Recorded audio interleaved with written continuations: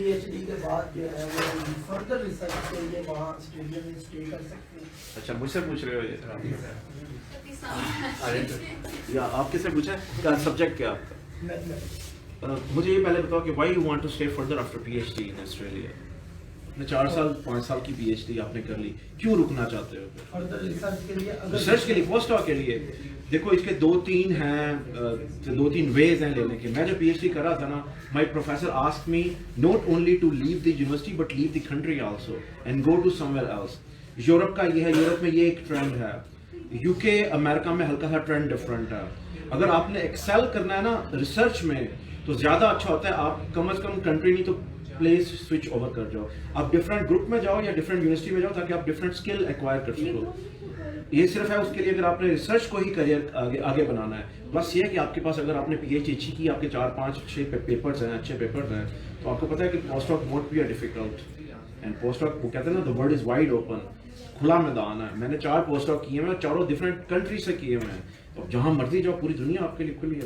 To be very honest, PhD के बाद इतना नहीं होता। अगर आपने सही तरह पीएचडी की है and you really know what you have done, आपके लिए मसला नहीं होता। To be very honest, job और post doc is no more issue for a PhD person, to be very honest.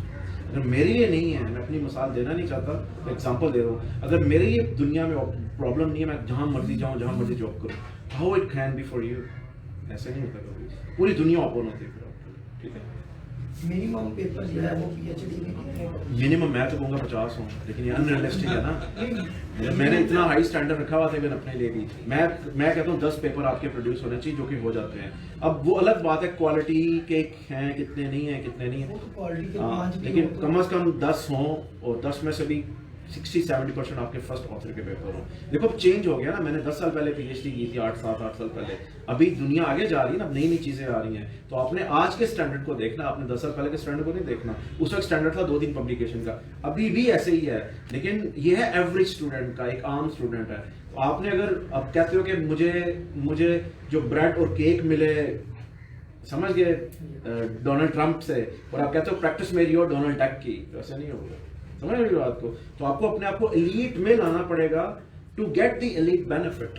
अगर आप एवरेज पर रखोगे, एवरेज क्या है 3-4 पेपर, एलीट क्या है 10+ पेपर, उससे भी आगे क्या है, उससे आगे शायद अनरियलिस्टिक होता है, लेकिन 15 पेपर भी नामुमकिन नहीं है। मैथमेटिक्स में आ जाते हैं, टू बी वेरी ऑनेस्ट। ये थ्योरेटिकल काम है, आपका काम डिपेंड नहीं कर रहा होता एक्सटर्नल फैक्टर पे या लैब पे। जो हमारा काम है, क्योंकि फिजिकल साइंसेस का हूँ, वो डिपेंड करता है बहुत ज्यादा। तो आज हो, टू बी वेरी ऑनेस्ट, ये हो जाता है। और लोगों ने अचीव किया, मैं या तो ना कोई सक्सेस स्टोरी एग्जांपल ना हो तो फिर मैं कहूँ कि मैं तो हवा में बात करूँ, to be very honest achieve हो जाता है। कहाँ से? हाँ 15-10 तो हो जाते हैं, टू बी वेरी ऑनेस्ट। 10 का मतलब है रफली साल के 2। तो आप अगर अपने प्रोफेसर के लिए, मैं एक और एक अंदर की बात बता रहा हूँ आपको, कि अगर जिस प्रोफेसर के पास आप पीएचडी कर रहे हो ना, उसको ना तो आपकी डिग्री से गर्ज है ना आपसे गर्ज है, उसको गर्ज है कि आप उसके लिए प्रोड्यूस क्या कर रहे हो, तभी तो आपको स्कॉलरशिप के लिए पैसे दे रहा है। वो दे रहा है या यूनिवर्सिटी दे रहा है, लेकिन यूनिवर्सिटी भी उसी बिहाफ पे दे रही है, because he asked the university कि I want to keep him in my group as a PhD scholar. तो वो उसने अपने बेनिफिट के लिए आपको एक्वायर किया, उसने इसको या मुझे रिजेक्ट कर दिया, उसको कुछ नजर आया, उसने आपको रखी है स्कॉलरशिप देके। अब आपने 4 साल उसको कुछ प्रोड्यूस करके दिखाया है, तो उसने आपको पहले किस बेस पे बुलाया, किस वजह से बुलाया था, किस वजह से बुलाया था? उससे बुलाया था कि आप कुछ प्रोड्यूस करोगे उसके लिए। अब आपने कर दिया, वो आपको जाने देगा कि, ये बताओ, समझ मेरी बात को? तो वो पहली बात है, वो आपको जाने नहीं देगा कभी भी। मैं अपनी बात आपसे एक्सपीरियंस शेयर करता हूँ। जिसके पास मैं पीएचडी कर रहा था ना, वहाँ पे हर जगह यही था। मैं पहले साल से सुन रहा था कि कोई पोस्ट डॉक यहाँ पे स्टे ना करे, दौड़ जाओ कहीं और। जब मेरा पहला पोस्ट डॉक जर्मनी में फिनिश हुआ ना, मैं वापस आया, मेरे पास मुझे ग्रांट मिली थी रिसर्च की ना, हॉलैंड गवर्नमेंट से। तो प्रोफेसर ने मुझे, फिर मैं उसके बाद ना ग्रांट के दरमियान में मुझे सऊदी अरब से एक बहुत सी पोजीशन आ गई, तो of course I wanted to earn money also, मैं सऊदी अरब आ गया। तो ही टोल्ड मी, खुरम ना जाओ, 2 साल मेरे पास रहो। मैंने कहा तुम अपनी ही बात को डिनाई कर रहे हो, जो तुमने मुझे 4 साल पट्टी पढ़ाई कि इधर मैं प्रीफर करूंगा तुम पोस्ट डॉक ना करो, और अब तुम मुझे कह रहे हो मैं पोस्ट डॉक इधर करूँ। क्यों उसने कहा मुझे? Got my point?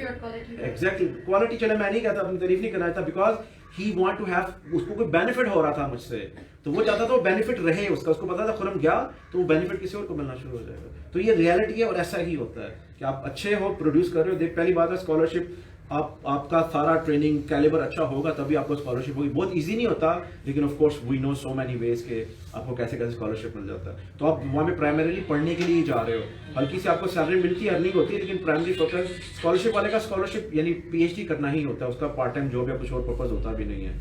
तो आपको प्रोफेसर आपका कर रहा है, यानी टाइम टू टाइम आपको प्रमोट कर रहा है, असिस्ट कर रहा है, हेल्प कर रहा है, मनी में भी और नॉन मनी इशू में भी। तो अगर आप उसके लिए अच्छा प्रोड्यूस करते हो what ever your project is, तो जहाँ तक मेरी है अंडरस्टैंडिंग, वो आपको नहीं जाने देगा आसानी से, वो खुद भी नहीं जाने देगा। अगर उसके पास अपॉर्चुनिटी ना भी हुई, जैसे मेरे केस में एक दफ़ा ऐसा भी हो चुका है, तो then he recommend you to someone else, maybe in same country, same university और समवेयर आउटसाइड। मेरे प्रोफेसर ने मुझे रिकमेंड किया था जर्मनी में, और मैंने मैंने 4 पोस्टडॉक किए हैं, मैंने सिर्फ एक दफ़ा अप्लाई किया था पोस्टडॉक के लिए, बाकी तीनों पोस्टडॉक खुद मेरे पास चल के आए थे। तो आते हैं, ऐसा नहीं कि नहीं होते। ठीक है, anything else? Thank you sir. Okay, आप लोग